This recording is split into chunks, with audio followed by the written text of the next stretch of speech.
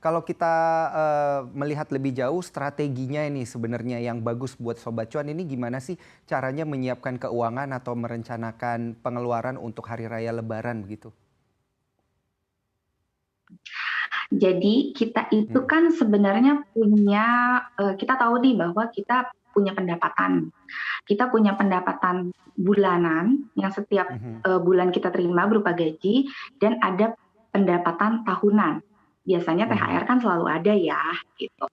Nah, seharusnya, idealnya adalah kebutuhan lebaran ini harusnya tidak lebih besar dari THR kita, ya. mhm, Dan di dalam THR sendiri pun sebenarnya ada pos-pos lain selain lebaran yang sifatnya pengeluaran tahunan.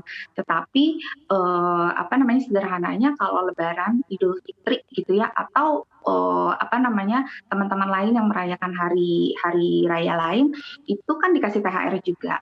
Nah, harusnya udah fit sama si pengeluaran tahunan ini. Terus kalau kurang gimana? Kalau kurang merasa bahwa oh kebutuhan lebaran saya sebenarnya nggak cukup kalau hanya di-cover sama THR. Nah, mhm. buatlah perencanaan bahwa setiap bulan kita punya pos untuk ditabung untuk kebutuhan lebaran kita, gitu. Oke. Berarti triknya adalah bikin pos yang baru begitu ya untuk kebutuhan lebaran. Nah, ini sekarang kita beralih dulu Mbak Gita ke pertanyaan sosial media Instagram @CNBC Indonesia dan juga tentunya Sobat Cuan kalian juga bisa ya memberikan pertanyaan melalui kolom chat yang ada di www.cnbcindonesia.com/tv. Dan langsung aja kita lihat ke pertanyaan yang sudah masuk dari @Sidita Achma. Jujur sih, pas promo 55 kemarin banyak beli kebutuhan lebaran pakai pay later. Tapi sejauh ini aku pakai fasilitas gitu aman-aman aja dan selalu kubayar. Tergolong sehat nggak? Wah menarik ya pertanyaannya. Yang kedua, @fdly.n. Apakah diperbolehkan menggunakan dana darurat untuk kebutuhan lebaran? Dan yang ketiga, @reja_.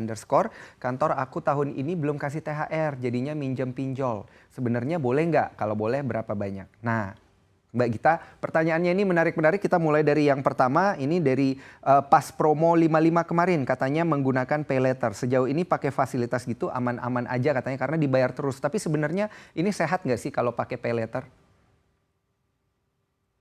Oke, gini, sebenarnya mindsetnya adalah ketika berhutang, itu Mhm, harusnya tidak boleh untuk sesuatu yang konsumtif.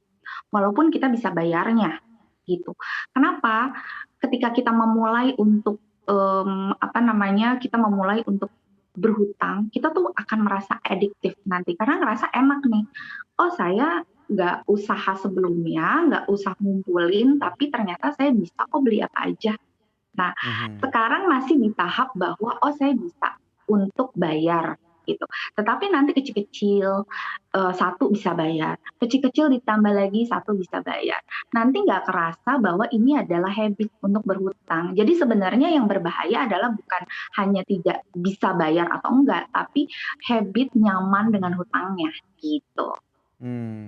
Habit daripada nyaman atau tidak berhutangnya. Tapi kalau kondisinya darurat banget gimana nih misalnya nih? Terus harus pakai pay later gimana nih?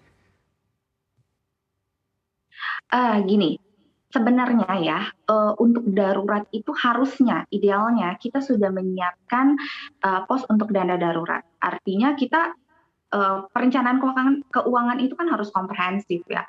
Ada Mhm, keadaan, di mana kita harus banget nih untuk mengeluarkan sesuatu yang urgent, kita ada posnya namanya dana darurat. Tetapi kalau belum terkumpul gimana nih?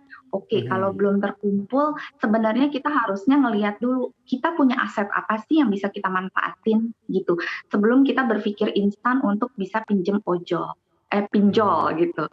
Bisa baik. pinjam, ke pinjaman online. Jadi step-nya harus banyak dulu gitu, Pak.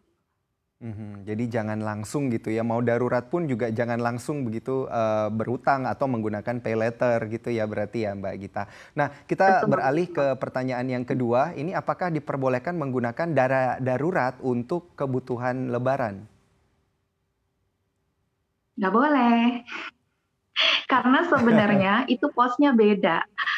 Mhm, Lebaran itu bukan sesuatu yang darurat, ya. Lebaran itu bukan sesuatu yang urgent untuk harus dikeluarin untuk beli baju baru nih. Jadi dana darurat itu adalah pos yang diperuntukkan untuk hal yang benar-benar darurat, yang benar-benar kita tuh butuh seketika itu juga dan, sifatnya itu mendesak sekali. Misalnya sakit, Mhm. harus ke rumah sakit, ada kecelakaan di jalan, atau, Mhm. gaji kita berkurang, kita harus nambel, untuk sehari-hari, sifatnya yang seperti itu. Jadi kalau beli baju lebaran, mudik, terus ngasih salam tempel, itu nggak masuk ke darurat. Jangan lupa untuk install aplikasi CNBC Indonesia di App Store dan juga di Play Store untuk terus mengikuti informasi dan berita terkini terkait ekonomi dan juga bisnis.